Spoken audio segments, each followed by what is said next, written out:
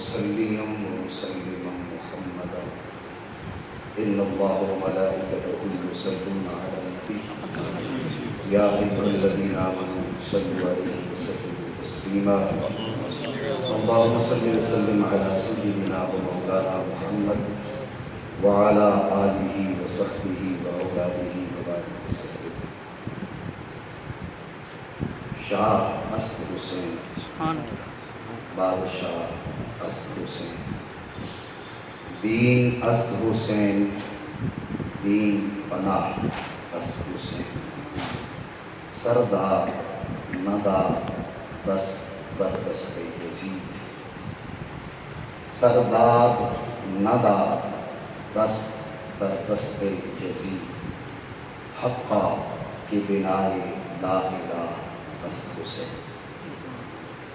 لائق صد عزت و تکریم سامعین قدر حضرت قبلہ سید السادات فخر السادات قبلہ سید امام دین شاہ صاحب جیلانی دامہ ذلہ و دامہ اقبالہ اور دیگر معززین محفل، حضور سید عالم رحمت عالم جناب محمد رسول اللہ صلی اللہ تعالیٰ علیہ وآلہ وسلم، آپ نے اپنے 23 سالہ دور تبلیغ میں مختلف قسم کے لوگوں کو دین اسلام کا پیام سنایا، مشرکین کو بھی پیام دیا، یہود کو بھی پیام دیا، نصارا کو بھی دین اسلام کا میسج دیا، عام لوگوں کو بھی دیا. شاہان مملکت ان کی جانب بھی میرے آقا علیہ السلام نے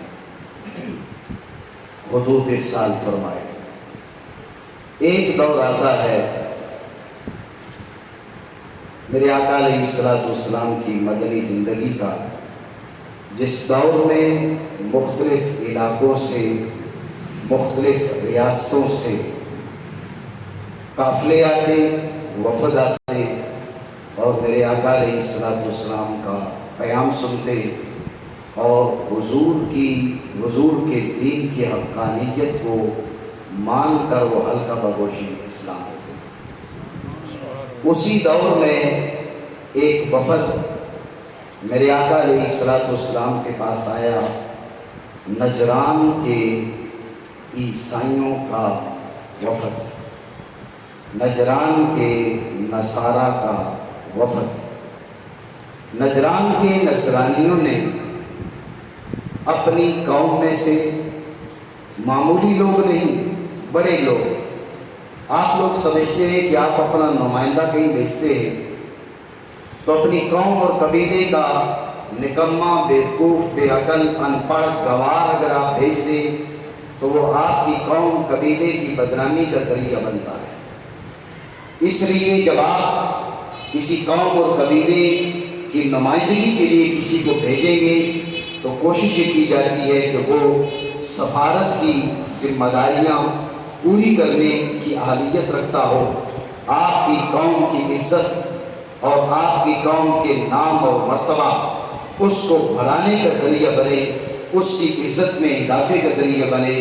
کہیں ایسے نہ ہو کہ آپ نے جس کو بھیجا لوگ کہیں کہ فلاں قوم کے لوگ ایسے ہیں، ان کا سفیر آیا تھا، ان کا نمائندہ آیا تھا، اس سے تو بات نہیں کی جا سکتی تھی. تو سمجھدار لوگ کبھی بھی اپنی قوم کے کمزور اور ان پڑھ لوگوں کو اپنا نمائندہ نہیں بناتے.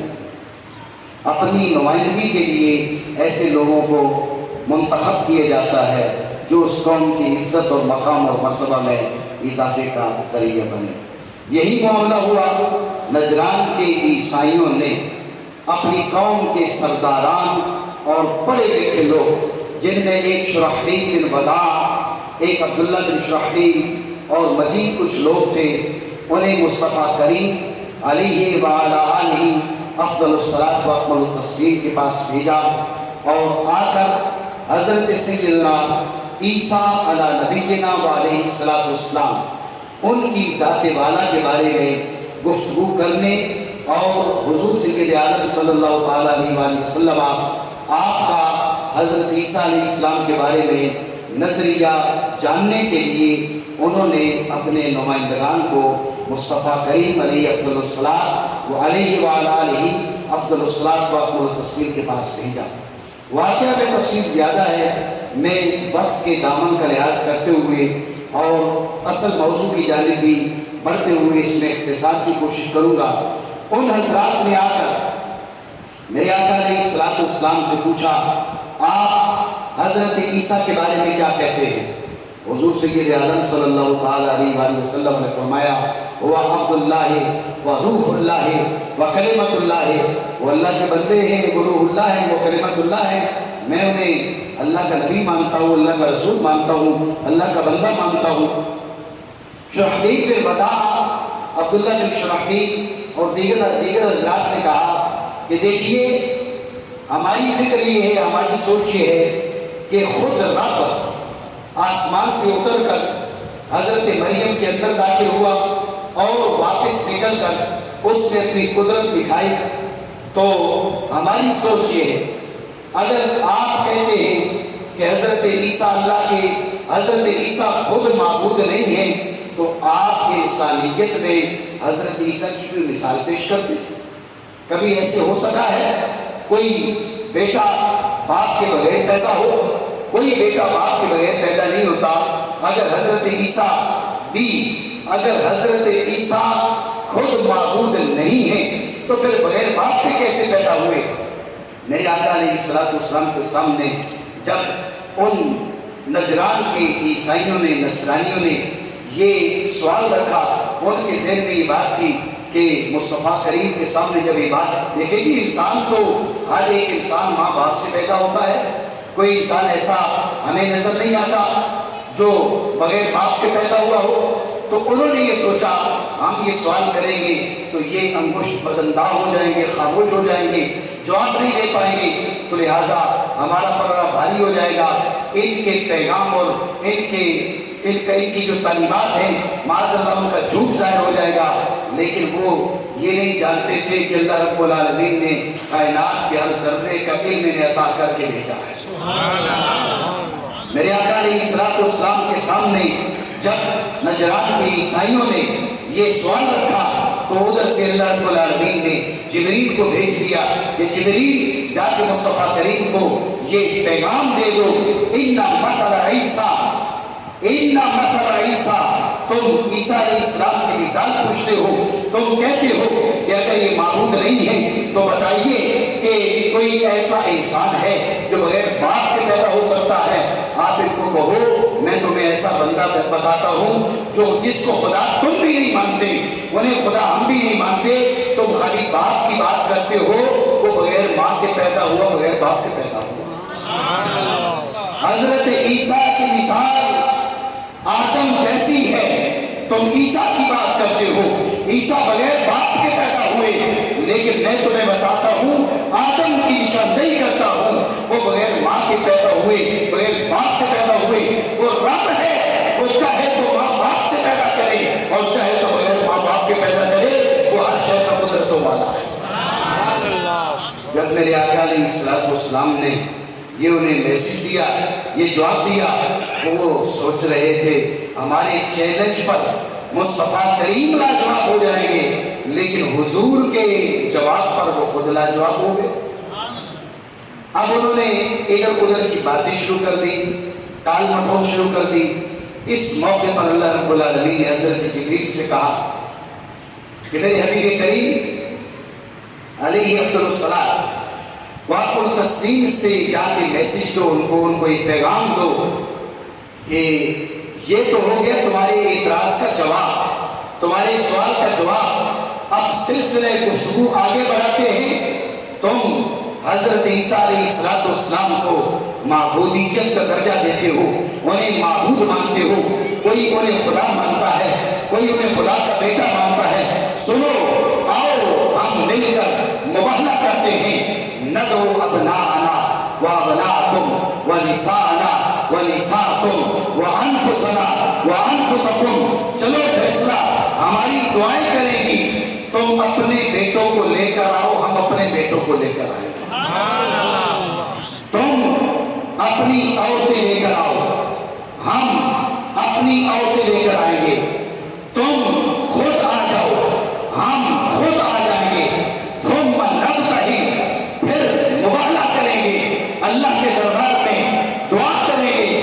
نجعل لعنت اللہ علی الکاذبین، ہم دعا کریں گے اے مالک ہم میں سے جو جھوٹا ہے اس میں اپنا عذاب اتار، فیصلہ ادھر ہی ہو جائے گا، جو جھوٹا ہوگا وہ تباہ و برباد ہو جائے گا، جو سچا ہوگا وہ سرخرو ہو کر واپس لوٹے گا۔ سبحان اللہ۔ میرے آقا، میرے مولا، میرے داتا، میرے منجا جناب محمد الرسول اللہ صلی اللہ تعالیٰ علیہ وآلہ وسلم، آپ نے مباہلے کا چیلنج کر دیا، آپ نے نجران کے نصارہ کو مباہلے کا چیلنج کر دیا رب کے حکم سے کہ آ جاؤ اور تم اپنی اولادیں لے کر آؤ، ہم اپنی اولادیں لے کر آئیں گے، تم اپنی عورتوں سمیت آؤ، ہم اپنی عورتوں سمیت آئیں گے، تم بھی آ جاؤ ہم بھی آ جائیں، مل کر دعا کرتے ہیں مالک جو جھوٹا ہے اسے تباہ کر، اسے ذلیل کر، اسے رسوا کر، اس پر آسمان سے عذاب اتار، معلوم پڑ جائے گا کہ سچ کدھر ہے اور جھوٹ کدھر ہے۔ اس واقعہ کی مزید تفصیل سے پہلے آپ کی توجہ آیت مبارکہ کے الفاظ کی جانب۔ اللہ رب العالمین نے یہ نہیں فرمایا حبیب پیارے تم بھی چلے جاؤ انہیں بھی بلا لو، بلکہ بات شروع کی اولادوں سے، ندعو ابناءنا و ابناءکم، ندعو ابناءنا و ابناءکم۔ میرے آقا علیہ السلام اس موقع پر کس کو لے کر کے، یہ ایک الگ بات ہے، اس کی جانب میں آتا ہوں انشاءاللہ رب العالمین، لیکن سوال یہ ہے کہ مباہلہ میرے آقا نے کرنا تھا، لیکن خود ذات رسول کا بیان بعد میں ہے، ذات رسول سے پہلے عورتوں کا بیان ہے اور عورتوں سے پہلے بیٹوں کا بیان ہے۔ ندعو ابناءنا و ابناءکم، حبیب پیارے ان سے بولو تم اپنے بیٹے لے آؤ، ہم اپنے بیٹے لے آتے ہیں۔ مفسرین کرام یہاں سوال اٹھا رہے ہیں کہ مباہلہ مصطفیٰ کریم نے کرنا تھا، مباہلہ حضور نے کرنا تھا، دین رب نے حضور پر اتارا، لیکن سب سے پہلے بیٹوں کا بیان کیوں کیا؟ اس کے کئی جوابات میں سے ایک جواب یہ ہے، آپ کی توجہ چاہوں گا، بات یہ ہے انسان اپنی ذات پر مصیبت برداشت کر لیتا ہے، اگر برداشت نہیں ہوتی تو بیٹوں پر مصیبت برداشت نہیں ہوتی۔ انسان اپنے گردے نکال کر بیٹوں کو دے دیتا ہے تاکہ بیٹا بچ جائے، انسان اپنے پارٹس آف باڈی ان کو نکال کر بیٹوں کو ڈونیٹ کر دیتا ہے، میں مرتا ہوں تو مر جاؤں لیکن میرا بیٹا بچ جائے۔ اللہ رب العالمین نے بیٹوں کے ساتھ انسان کے گہرے تعلق کی نشاندہی کرتے ہوئے انسان کبھی اپنی بات کو رکھنے کے لیے اپنی جان کی بازی لگا دیتا ہے، لیکن جھوٹا انسان اپنی جان کی بازی لگا سکتا ہے، بیٹوں کی جان کی بازی نہیں لگا سکتا۔ اللہ رب العالمین نے اس لیے فرمایا کہ پہلے بات بیٹوں کی کرتے ہیں۔ میں آپ کی توجہ چاہوں گا، جو کربلا میں معرکہ ہوا یہ کائنات کا وہ معرکہ نہیں ہے کہ اس کے علاوہ جنگ ہوئی نہ ہو، اس زمین کے اوپر کبھی جنگ نہ لڑی گئی ہو، اس زمین کے اوپر مظلومیت کے ساتھ کوئی اور شہید نہ ہوا ہو، ایسی بات نہیں ہے۔ میرے آقا علیہ السلام کی جنگیں دیکھ لیں، جنگ بدر دیکھ لیں، جنگ احد دیکھ لیں، جنگ حنین دیکھ لیں، جنگ خندق دیکھ لیں، میرے آقا علیہ السلام کی کئی جنگیں جن میں میرے آقا علیہ सलातुस्सलाम के करीबी रिश्तेदार जंग उहद में हुजूर के सगे चचा हजरत हमजा बिन अब्दुल मुत्तलिब, उनको इंतहाई बेदर्दी के साथ शहीद कर दिया गया।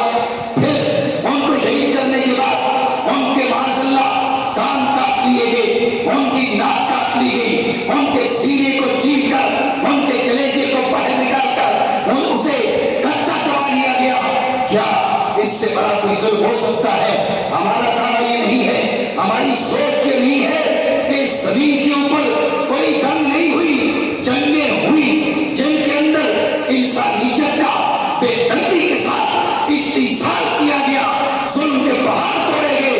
लेकिन आपको कोई ऐसी जंग नजर ना आएगी कि कोई शख्स बसरे अपना सर तस्लीम और रजा के साथ झुकाए खड़ा हो और अपनी आंखों के सामने अपने बेटे कुर्बान कर रहा हो।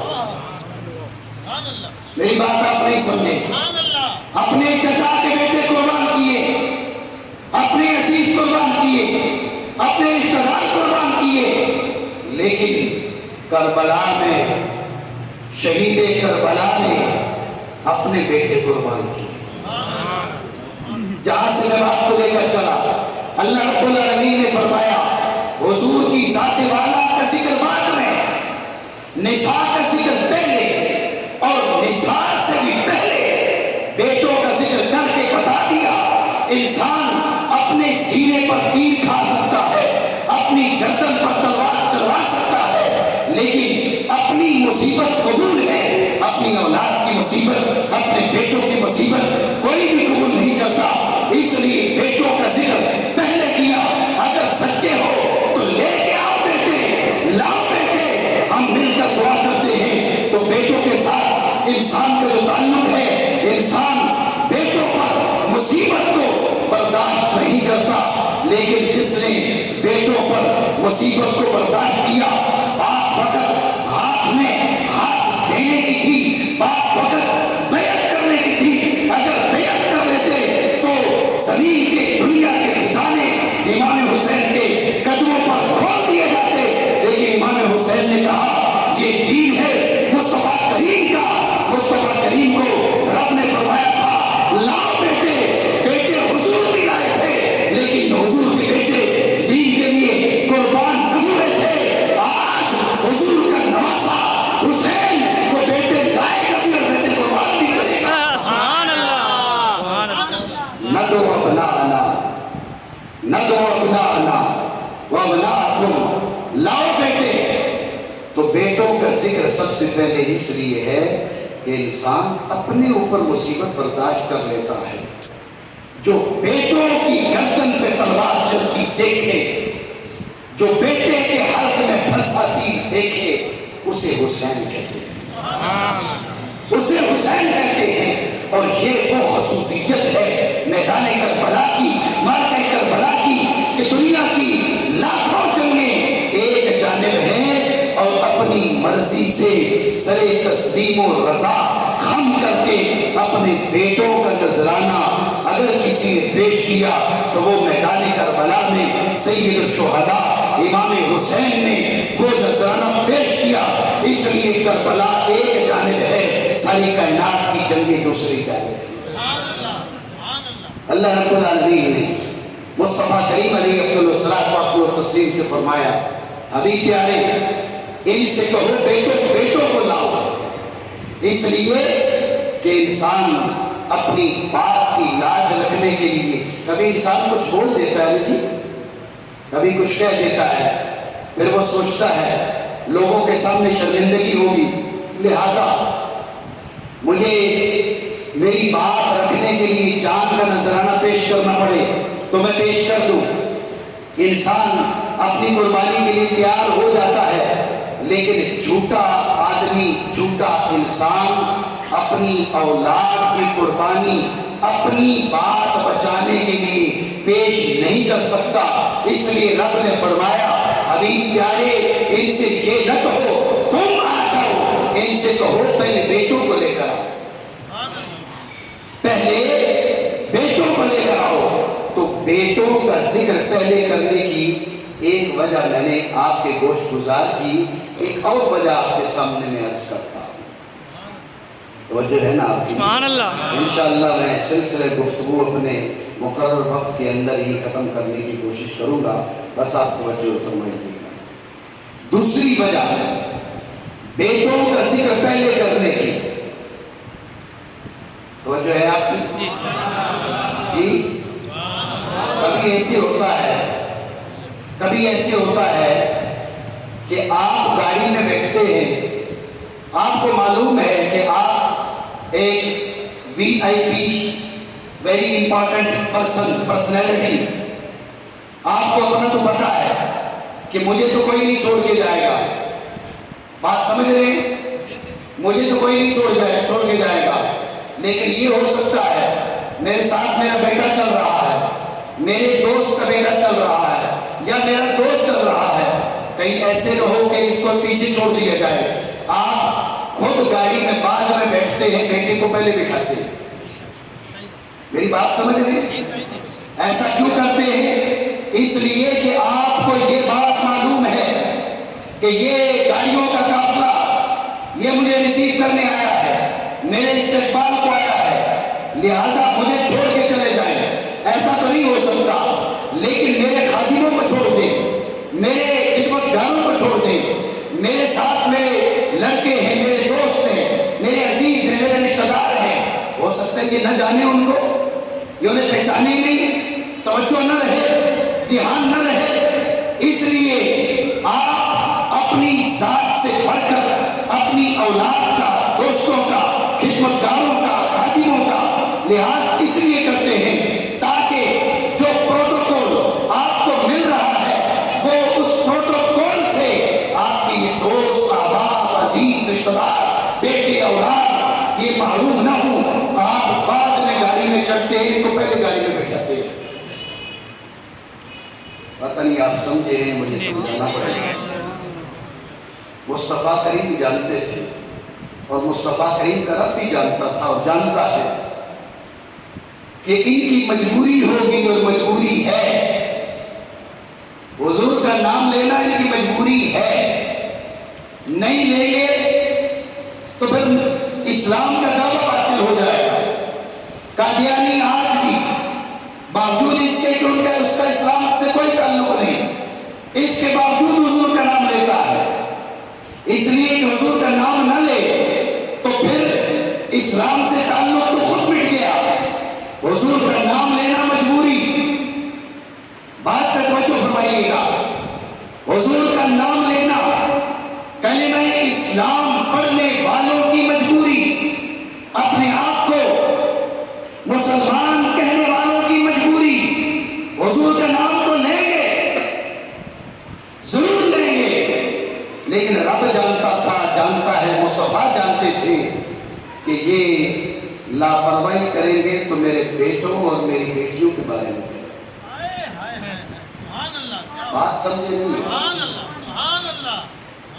ان کی لاپرواہیاں، ان کی کوتاہیاں، ان کی مزاج کی بادشاہیاں وہ میری اولاد کے بارے میں ہوں گی، اور نساء انا کے اندر جس ہستی کو میں داخل کر رہا ہوں ان کے بارے میں ہوں گی۔ اس لیے رب کریم نے اپنے حبیب پر قرآن عظیم کی آیت اس اسلوب سے اتاری، مصطفیٰ کا ذکر بعد میں رکھا، بیٹے پہلے آگے، عورتیں بھی پہلے آگے۔ مصطفیٰ کی بات کرتے ہو، حضور کی بات کرتے ہو، مسلمان ہو تو تمہیں کرنا پڑے گی، لیکن سنو، مصطفیٰ کریم کی بات کرنے سے پہلے رب نے مصطفیٰ کے بیٹوں کی بات کی ہے اور مصطفیٰ کی عورتوں کی بات کی ہے، ان کے بعد مصطفیٰ کی ذات کی بات کی ہے۔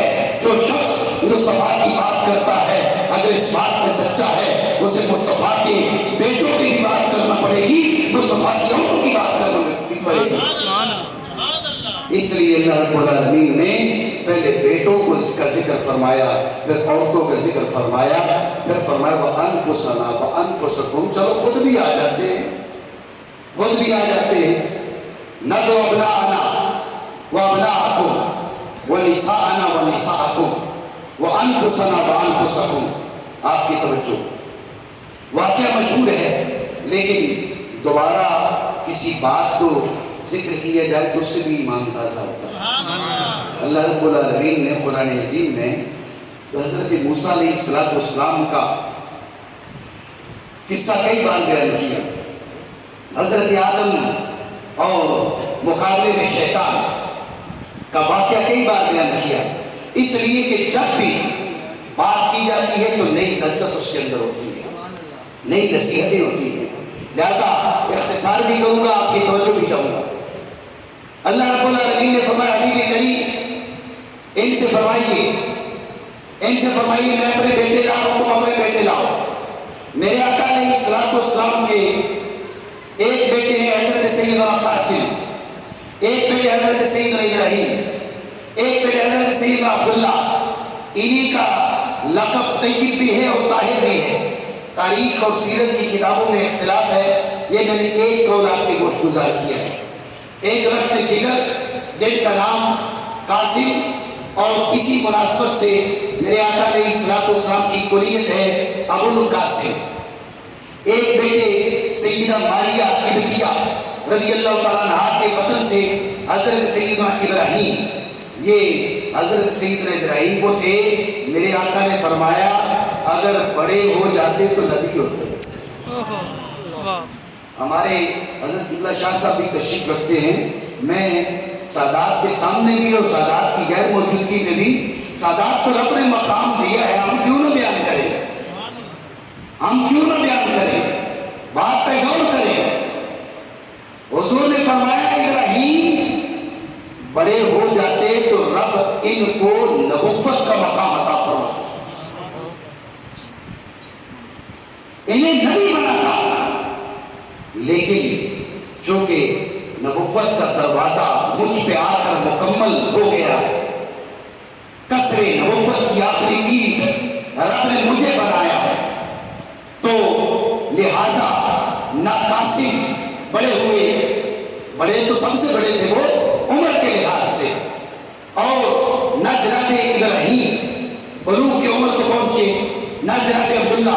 हजरत इब्राहीम के बारे में खुद हुजूर ने कहा, हुजूर ने फरमाया अगर ये उम्र बलूग को पहुंच जाते तो अल्लाह रब्बुल आलमीन सर इनके सर पे नबुव्वत का ताज रखता। यहाँ पर उलमा ने इस बात की तस्रीह की है कि बात ये है कि मुस्तफा करीम के बेटे हुजूर की औलाद हुजूर के अज्जा हैं, जो रब करीम ने इज्जतें हुजूर को दी हैं, उन्हीं में से हिस्सा हुजूर की औलाद को दिया है, नबुव्वत रब ने हुजूर को भी दी है। अगर बेटा बड़ा हो जाता रब उस नबुव्वत का हिस्सा अपने हुजूर के बेटे को भी अता फरमा देता। लेकिन चूंकि नबुव्वत का सिलसिला मुकम्मल हो गया, इसलिए हजरत सैयदना इब्राहीम का विसाल कम उम्री में हो गया। उस उम्र को पहुंचे ही नहीं जिस उम्र में किसी को नबुव्वत मिलती है, इसलिए उनका विसाल पहले हो गया। तो ये बात ज़हन में रहे कि नबी का बेटा होना मामूली बात नहीं है, और नबी का नहीं मुस्तफ़ा का। मैंने तकरीबन 2 महीने पहले एक मज़मून लिखा था जिसे मैं शेयर नहीं कर सका, तो उसका उन्वान था रब रिजा, तो मैं किसी वक्त उसको शेयर कर दूंगा। उसका उन्वान था आले नूह नहीं आले मुस्तफ़ा। बात कहीं और चली जाएगी। हमारा एक तबका है जिनको सादात से बड़ी परेशानी होती है, वो कहते हैं जी सैयद यूँ हो तो वो, तो यूँ हो तो वो।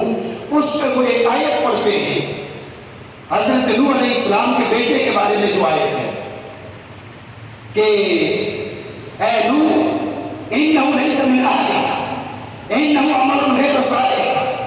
नूह ये तेरा बेटा नहीं है, इसका तुमसे रिश्ता कट गया है, इसलिए कि ये तेरे दीन पर नहीं है। तो ये बहाने बनाकर हमारी कौम के बाद अफराद वो हैं जो सादात किराम की ताज़ीम और तकरीम के मामले में इंतहाई कोताही बरतते हैं। तो ज़हन में रखें ये मसला, ये आयत हज़रत नूह के बेटे के बारे में है, और मेरे आका ने खुद फरमाया है, मौला अली ने भी कहा है, और उम्मत मुस्लिमा के बड़े अइम्मा मशहूर इमाम अहमद बिन हम्बल की ये राय है कि मुस्तफ़ा की کسی کی اولاد پر مصطفیٰ کی اولاد کو کیا نہیں کیا جا سکتا. وہ اولاد نوح کی تھی، یہ اولاد مصطفیٰ کی ہے. نوح کی اولاد کفر کر کے اپنے باپ کے دین سے ہٹ جائے، یہ ہو سکتا ہے. مصطفیٰ کی اولاد معاذ اللہ کفر کر کے اپنے جد اعلیٰ کے دین سے ہٹ جائے، یہ نہیں ہو سکتا. اس لیے کہ یہ اجزائے مصطفیٰ ہیں اور قیامت تک حضور کا کوئی جز بھی کبھی بھی کسی حال میں کبھی بھی جہنم کے اندر ہرگز نہیں کر سکتا. بے شک یہ میرا موقف ہے اور میرے اکابر کا موقف ہے، اور میں نے اس میں کئی نصوص جمع کی ہیں. رب نے چاہا تو انشاءاللہ پھر کسی موقع پر اس میں تفصیل. تو یہ مختصر یہ ہے کہ سادات کرام اور آل رسول کے بارے میں یہ جو آیت پڑھی جاتی ہے یہ قیاس مع الفارق ہے. مولویوں کی زبان میں اس لیے کہتے ہیں قیاس مع الفارق. قیاس مع الفارق یہ مقیس اور مقیس علیہ میں مناسبت ہی نہیں ہے. مقیس علیہ آل نوح ہے اور مقیس آل رسول ہے. مقیس جیسا رب نے کسی کو بنائے نہیں، اور مقیس جیسا رب نے کسی کو بنایا نہیں. جب بنایا نہیں تو قیاس کیسے ہو سکتا ہے؟ میں خود قیاس کی شرطیں پڑھاتا بھی ہوں، تو لہٰذا چھوٹے موٹے جو خطیب ہیں ان کو کہا جا سکتا ہے رب خیر کرے، فضل کرے اور کسی بڑے بول سے بچائے. یہ ساری باتیں ہماری پڑھی پڑھائی ہیں. یہاں قیاس کی شرطیں موجود رہی ہیں. یہ آیت آل رسول کے لیے پڑھی ہی نہیں جا سکتی، نہیں پڑھی جا سکتی. بہرحال جو بات میں عرض کر رہا تھا، رسول اللہ صلی اللہ تعالیٰ علیہ وسلم کو رب نے فرمایا حبیب پیارے ان سے فرماؤ ندعو ابناءنا و ابناءکم، ہم لائیں گے اپنے بیٹے، تم لاؤ اپنے بیٹے.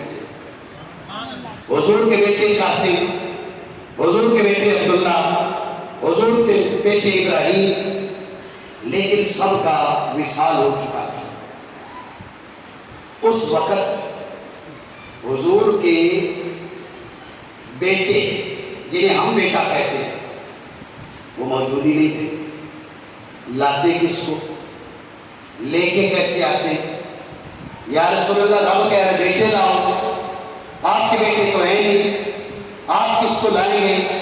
میرے آقا علیہ السلام نے امام حسن کا ہاتھ پکڑا، امام حسین کا ہاتھ پکڑا اور فرمایا ہاتھان ابنا بنتی و ابنایا، اور کہا رسول اللہ صلی اللہ تعالیٰ علیہ وسلم یہ دونوں میری بیٹی کے بھی بیٹے ہیں اور میرے بھی بیٹے ہیں. یا رسول اللہ کیسے؟ یہ تو علی کے بیٹے ہیں، یہ آپ کے بیٹے کیسے ہیں؟ میرے آقا علیہ السلام نے فرمایا ان اللہ جعل ذریۃ کل نبی فی صلب وجعل ذریتی فی صلب علی ابن ابی طالب، اور کما قال رسول اللہ علیہ السلام رب نے ہر نبی کی اولاد کو اس کی اپنی پشت میں رکھا، لیکن جب بات میری اولاد کی آئی رب نے میری اولاد میری پشت سے نکال کر علی کی پشت میں ڈال دیا. علی کی پشت میں ڈال دیا، یہ علی کی پشت میں ڈال دے. یہ حدیث ہے جعل ذریتی فی صلب علی ابن ابی طالب، میری اولاد کو رب نے علی ابن ابی طالب کی پشت میں ڈال دیا. لہٰذا تم سمجھ رہے ہو علی کے بیٹے ہیں، یہ علی کے بیٹے نہیں، یہ میرے بیٹے ہیں، یہ میرے بیٹے ہیں، یہ میرے بیٹے ہیں. لہٰذا قاسم بھی میرا بیٹا، ابراہیم بھی میرا بیٹا، اور عبداللہ بھی میرا بیٹا، اسی طرح حسن بھی میرا بیٹا، حسین بھی میرا بیٹا. ندعو ابناءنا و ابناءکم، تم اپنے بیٹوں کو بلاؤ، ہم اپنے بیٹوں کو بلائیں گے. یا رسول اللہ آپ کے بیٹے؟ فرمایا میرا بیٹا حسن ہے اور میرا بیٹا حسین ہے. ایک اور چیز کی طرف آپ کی توجہ چاہوں گا. میرے آقا علیہ السلام نے فقط یہ نہیں فرمایا ہاتھان ابنایا، یہ دونوں میرے بیٹے، فقط یہ نہیں کہا، کیونکہ یہ کہتا یہ فرماتے تو پوتوں کو بیٹا ہر ایک بول دیتے، نواسوں کو بیٹا بھی بول دیتا. لوگ کہتے ہیں مجازن بیٹے ہیں، یہ مجازن بیٹے ہیں. بھی اپنے نواسوں کے بارے میں کہہ دیتا یہ میرے بیٹے ہیں، نواسیوں کے بارے میں کہہ دیتا بیٹیاں ہیں، یہ میری اولاد ہے، پوتی بیٹی کی اولاد ہے، پوتوں کے بارے میں کہہ دیتا میرے بیٹے، پوتیوں کے بارے میں کہہ دیتا میری بیٹیاں، حالانکہ حقیقت میں اس کے بیٹے اور بیٹیاں نہیں ہیں، اس کے بیٹوں اور اس کی بیٹیوں کی اولاد ہے۔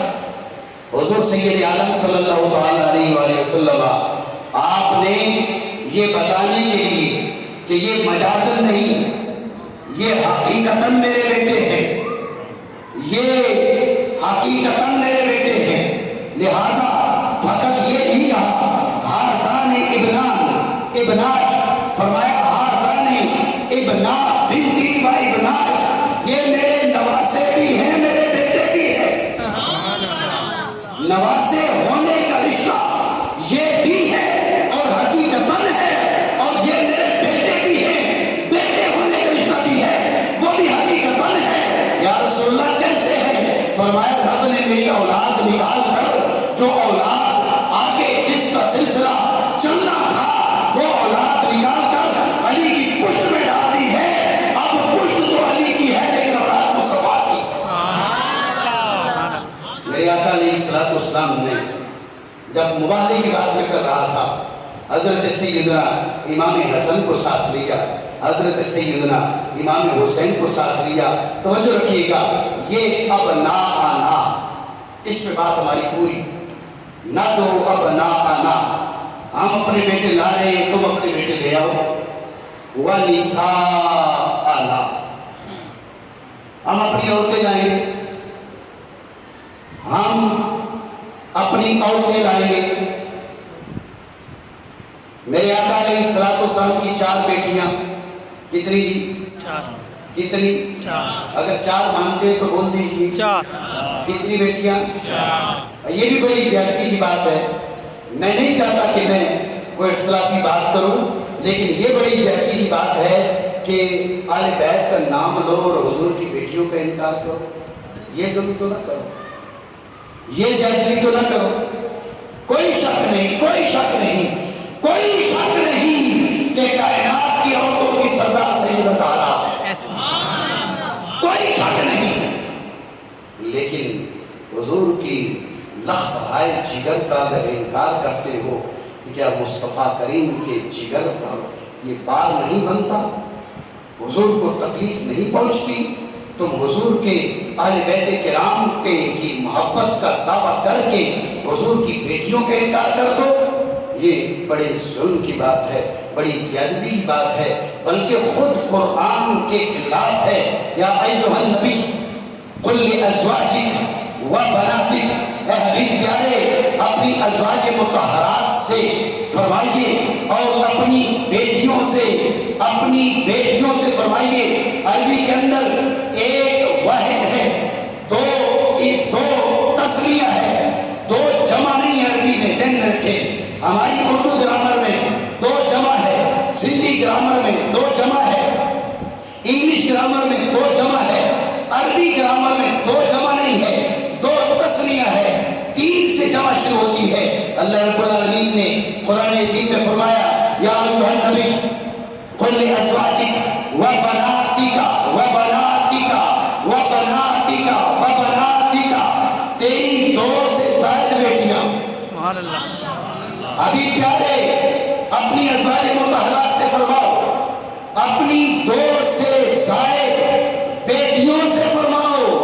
جب قرآن کہہ رہا ہے کہ مصطفیٰ کی بیٹیاں کم از کم تو 3 ہیں، کم از کم 3 تو کم از کم ہے، ورنہ قرآن عظیم کی آیت مقدسہ اپنے حقیقی معنی پر معمول ہو ہی نہیں سکتی۔ تو یہ ظلم و زیادتی، جو شخص چن چن کے آل بیت مانتے ہیں وہ نہیں مانتے۔ یہ بات سے نہ رکھے، افتؤمنون ببعض الکتاب وتکفرون ببعض، کچھ کو مانا کچھ کا انکار کیا۔ اگر 1000 آیتیں مان کر ایک کا انکار کر دو تو 1000 کا انکار بنتا ہے۔ اس لیے جو لوگ چن چن کے آل بیت مانتے ہیں وہ آل بیت کو نہیں مانتے، آل بیت کو وہ مانتے ہیں جو چن چن کے نہیں مانتے، سب کو مانتے ہیں۔ میرے آقا علیہ السلام کی لخت ہائے جگر میں آپ کی بیٹیوں میں سب سے بڑی سیدہ طیبہ طاہرہ سیدہ زینب سلام اللہ تعالیٰ علیہا، سیدہ رقیہ سلام اللہ تعالیٰ علیہا، سیدہ ام کلثوم سلام اللہ تعالیٰ علیہا، سیدہ طیبہ طاہرہ عابدہ زاہدہ سیدہ فاطمہ زہرا سلام اللہ تعالیٰ علیہا۔ میرے آقا علیہ السلام کی 4 بیٹیاں، رب نے فرمایا ابھی پیارے سے کہو تم اپنی عورتیں لاؤ، ہم اپنی عورتیں لائیں گے۔ ذہن میں رہے کہ حضور سید عالم صلی اللہ تعالیٰ علیہ وآلہ وسلم کی تینوں بڑی بیٹیاں، ان کا اس آیت مباہلہ کے اترنے سے پہلے وصال ہو چکا تھا۔ جو لوگ کہتے ہیں کہ نہیں حضور کی ایک بیٹی، وہ اس واقعہ سے بھی استدلال کرتے ہیں، یہ بھی بڑی جہالت ہے۔ جب سیدہ زینب سلام اللہ تعالیٰ علیہا، سیدہ رقیہ، سیدہ ام کلثوم آپ کا وصال ہو چکا، ان آپ کے وصال کے بعد جب آیت مباہلہ نازل کی جا رہی ہے تو پھر آیت مباہلہ کے موقع پر سیدہ زینب کو کیسے لے جایا جاتا، سیدہ ام کلثوم کو کیسے لے جایا جاتا، سیدہ رقیہ کو کیسے لے جایا جاتا؟ یہ ظلم و زیادتی، یہ اہل بیت کو ماننے والی بات نہیں ہے۔ ماننے والے وہ ہیں جو فقط نسبت دیکھتے ہیں اور نسبت پہ جان قربان کرنے کو تیار نظر آتے ہیں۔ میرے آقا علیہ السلام کے سارے بیٹے، ان کا وصال ہو چکا، ساری بیٹیاں سوائے سیدہ طیبہ طاہرہ عابدہ زاہدہ سیدہ فاطمہ زہرا، آپ کے علاوہ باقی بیٹیوں کا وصال ہو چکا۔ میرے آقا علیہ السلام بیٹوں کی جگہ حسن کو لیتے ہیں، بیٹوں کی جگہ حسین کو لیتے ہیں، اور عورتوں کی جگہ تنہا سیدہ زہرا کو لیتے ہیں۔ سبحان اللہ۔ آپ کی توجہ ہے جی؟ غور کیجئے گا، امہات المؤمنین اس وقت لگ بھگ 9 ازواج مطہرات، 9 ازواج مطہرات اس وقت عقد نکاح کے اندر موجود تھی۔ 9 ازواج مطہرات اس وقت نکاح کے اندر موجود تھی، لیکن اس کے باوجود میرے آقا لے کے جاتے ہیں تو سیدہ زہرا کو لے کے جاتے ہیں۔ اور لطف کی بات سمجھے نا، رب نے فرمایا کہو نساءنا، نساءنا عورتیں، عورت نہیں۔ ابھی میں نے عرض کی عربی زبان میں جمع کم از کم 3، عربی زبان میں جمع کم از کم 3۔ رب نے فرمایا ابھی ان سے کہو نساءنا، ہم اپنی عورتیں لائیں گے۔ عورتیں تب بنے گی جب 3 ہوں، کم از کم 3 ہوں۔ حضور ایک کو لے کے جا رہے ہیں، بات نہیں سمجھ رہے آپ؟ ایک حدیث عرض کرتا ہوں، حضور سید عالم صلی اللہ تعالیٰ علیہ وآلہ وسلم نے فرمایا، سوال ذہن میں رہے، بات یہاں کی ہے کہ حکم تھا عورتیں لانے کا، 1 نہیں 2 نہیں، زیادہ عورتیں، کم از کم 3 یا اس سے زیادہ عورتیں، ہم بھی لائیں گے تم بھی لاؤ۔ حضور سید عالم صلی اللہ تعالیٰ علیہ وسلم اس حکم خدا بندی کی تعمیل کے لیے، اس کی بجا آوری کے لیے نہ 2 نہ 3 نہ 4 نہ 10 تنہا سیدہ زہرا کو لے کے جاتے ہیں۔ سبحان اللہ۔ تنہا سیدہ زہرا کو لے کے جاتے ہیں۔ یا رسول اللہ یہ کیا ہے؟ نساءنا تو جمع ہے، یہ کم از کم 3 پہ بولا جاتا ہے، 1 کیوں؟ سنیے ایک حدیث اس مناسبت سے عرض کرتا ہوں، جامع ترمذی کے اندر یہ حدیث بیان ہے، حسین، سبحان اللہ، حسین مجھ سے، میں حسین سے، حسین مجھ سے میں حسین سے وقت کے دامن میں گنجائش نہیں، اس لیے اس کی لطافت میں گفتگو کا موقع نہیں، رب نے چاہا تو پھر کبھی انشاءاللہ حسین مجھ سے میں حسین سے، کہیے سبحان اللہ، حسین مجھ سے میں حسین سے، حسین مجھ سے میں حسین سے، حسین مجھ سے میں حسین سے، احب اللہ من احب حسینا، جو حسین سے محبت کرتا ہے رب اسے اپنا محبوب بنا لیتا ہے۔ یہ دوسرا جملہ اس حدیث کا۔ تیسرا جملہ جو اس مناسبت سے میں عرض کر رہا ہوں، تیسرا جملہ کیا ہے؟ میرے آقا علیہ السلام نے فرمایا حسین صبت من الاسباط، اور کما قال رسول اللہ علیہ السلام حسین صبت من الاسباط، صبت من الاسباط، توجہ ہے آپ کی؟ اچھا، صبت کے معنی، صبت کے معنی نواسے کی بھی ہوتے ہیں، پوتے کی بھی ہوتے ہیں، یعنی اولاد کے اولاد کے، صبت کے یہ معنی ہوتے ہیں۔ تو بعض ہمارے دوست معنی کرتے ہیں جی حسین نواسوں میں سے ایک نواسا ہے، آپ سمجھ رہے معنی؟ حسین نواسوں میں سے ایک نواسا ہے۔ آپ مجھے بتائیے اس میں امام حسین کی شان اور عظمت کا کون سا اظہار تھا جو بتانے کے لیے میرے آقا علیہ السلام نے پہلے فرمایا حسین منی وانا من حسین، حسین مجھ سے میں حسین سے، احب اللہ من احب حسینا، جو حسین سے محبت کرتا ہے رب اسے اپنا محبوب بنا لیتا ہے۔ یہ باتیں کرنے کے بعد فقط یہ بتانا جیسے اور بھی لوگوں کے نواسے ہیں اس طرح یہ بھی ایک نواسا ہے، یہ کون سی بات ہے؟ بات سمجھ رہے ہیں؟ ہمارے بعض لوگ کنجوسی کرتے ہیں، وہ الفاظ کو تو بدل نہیں سکتے، الفاظ کے معنی پر ڈاکہ زنی کی کوشش ضرور کرتے ہیں۔ وہ کہتے ہیں جی یہاں پر حضور نے یہ بتایا امام حسین نواسوں میں سے ایک نواسا ہے، میں نے کہا یہ کون سی بات ہے جس کو بیان کرنے کے لیے میرے آقا نے اتنی طویل گفتگو کی؟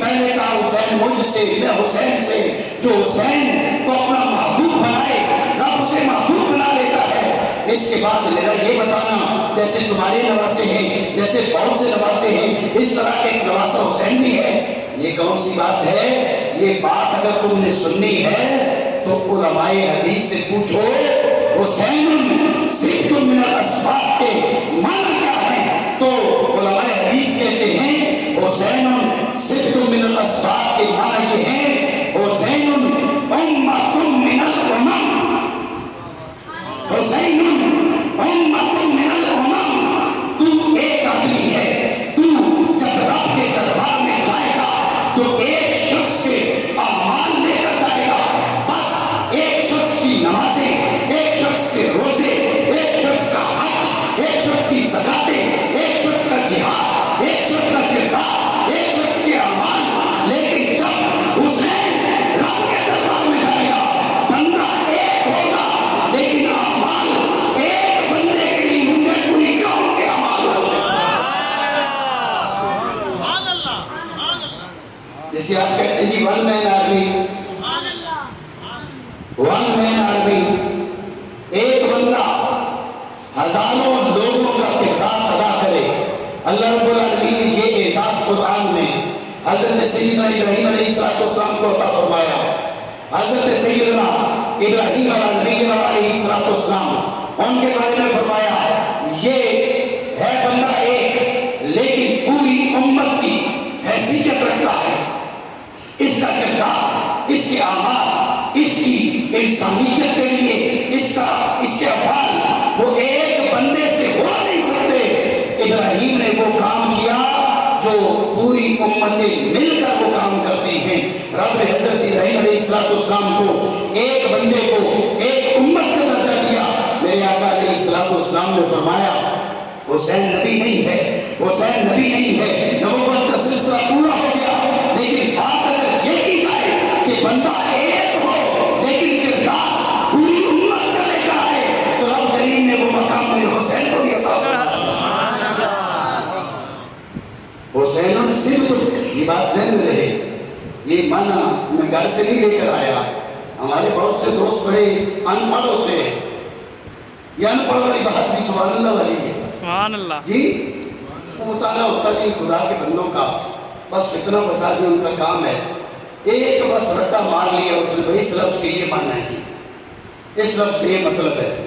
آپ مجھ سے معنی بیان کر لیں، وہ آپ کے خلاف ویڈیو بیان جاری کر دیتے ہیں. یعنی چور بھی کہے چور چور، کمل بھی اپنی ہوتی ہے، کہتے ہیں آپ کو یہ کیسے جائے نہیں، یہ معنی تو ہے ہی نہیں، اس کے تو یہ معنی ہے.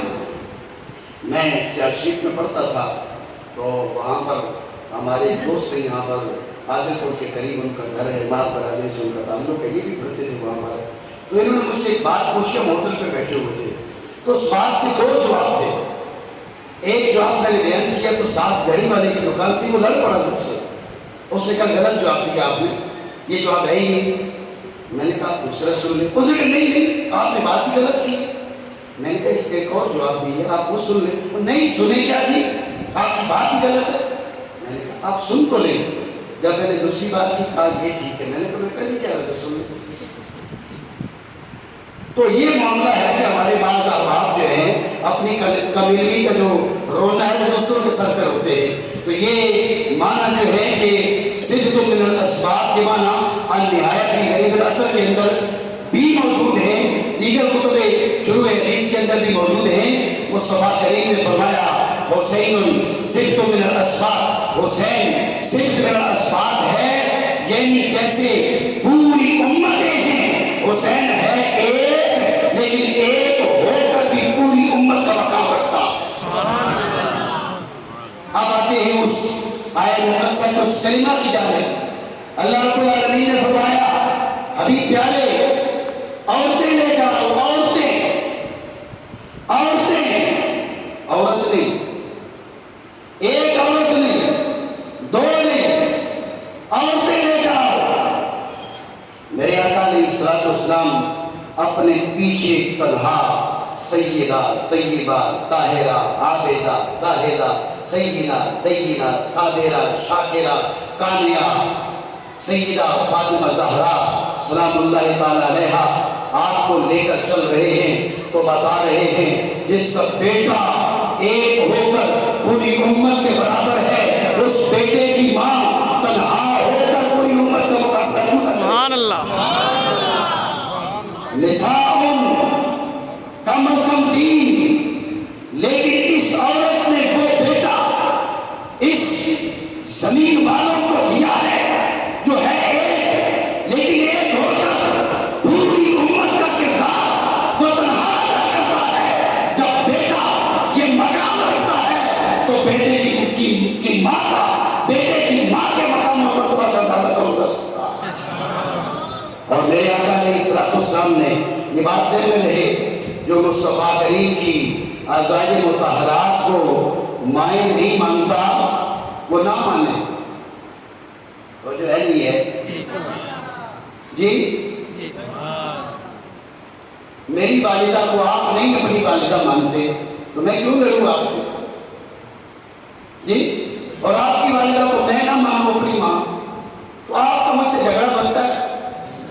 نہیں بنتا. نہیں تو جو نہیں مانتا وہ نہ مانا، ہمیں کوئی جھگڑا نہیں ہے، اس لیے کہ وہ میری مومنوں کی ماں ہے. سبحان اللہ. نہیں سمجھا؟ نہ مانا، نہ مانے. ہم کیوں جھگڑے؟ ہم نہیں جھگڑیں گے، اس لیے کہ ہماری ماں کو ہم ماں مانیں گے. ہماری ماں کو پڑوسی اپنی ماں نہ کہے تو ہم کیوں جھگڑے؟ تو مصطفیٰ کریم کے ازواج مطہرات سب کی نہیں، مومنوں کی مائیں، مومنوں کی مائیں ہیں. جو نہیں مانتا وہ نہ مانے. اس نے اپنی قوم الگ کر لی، اپنا قبیلہ الگ کر لیا، اپنا پیارا الگ کر لیا. ہم کیوں لڑے بھائی؟ تو جا جدھر جاتا ہے، اس لیے کہ تیری ماں ہے ہی نہیں، کہ تیری مومنوں کی ماں ہے. لیکن اس بات پہ آپ کی توجہ لا رہا ہوں کہ ازواج مطہرات رضی اللہ تعالیٰ عنہ جن کا مقام اور مرتبہ یہ ہے کہ اللہ رب العالمین نے ان جیسی عورتیں دنیا میں بنائی نہیں ہیں، وہ بھی موجود ہیں، لیکن میرے آقا ساتھ لے کے جا رہے رہے ہیں تو سیدہ زہرا کو لے کے جا رہے ہیں۔ سبحان اللہ حضور نے بتا دیا اہل بیت سارے بڑے ہیں، لیکن اہل بیت کے اندر بھی کچھ درجات ہیں، اور اہل بیت کے اندر درجات کی چوٹی پر جو لوگ موجود ہیں انہیں منزل پاتا۔ سبحان اللہ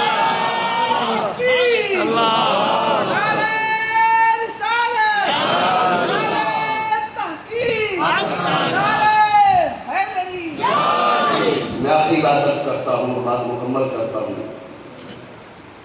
نساء نام میں سیدہ زہرا سلام اللہ علیہ آگئی، ابناء میں اثرین کریمین آگئے، رہ گئے اب میرے آقا اور رہ گئے مولا علی۔ سبحان اللہ واہ واہ رہ گئے میرے آقا، رہ گئے میرے مولا علی۔